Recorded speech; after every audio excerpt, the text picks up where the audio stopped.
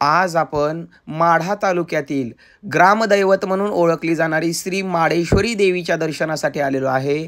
तर सोलापूर जिल्ह्यातील माढा तालुक्यामधील तुळजाभवानी मातेचं स्वरूप म्हणून ओळखली जाणारी ही माडेश्वरी माता. तर आज आपण इथं विधिवतपणे दर्शन घेतलं. खूप छान वाटलं. आता मी तुम्हाला या माडेश्वरी मातेचं स्वरूप दाखवणार आहे. अतिशय दिव्य व प्राचीन हे मंदिर आहे आणि मूर्ती देखील. तर आता आपण सविस्तर बघूया जवळून. तर हे बघू शकता, महादेवांचं शिवलिंग आहे अतिप्राचीन आणि त्याच्यावर आईसाहेब विराजमान आहेत स्वयंभू. तुम्ही बघू शकता, अतिशय प्राचीन आहे ही मूर्ती. तर किती तेजस्वी रूप आहे आईसाहेबांचं. तर हे बघू शकता, मंदिराच्या पुढे गोंधळी बुवा आहेत, ते सर्व भक्तांचं निवद नारळ करून घेतात. त्याचबरोबर इथं आईसाहेबांचा होम आहे, यज्ञकुंड आहे. तर इथं दसऱ्यामध्ये आजाबळी वगैरे दिला जातो. तर इथं देखील आपण दर्शन घेतलेलं आहे.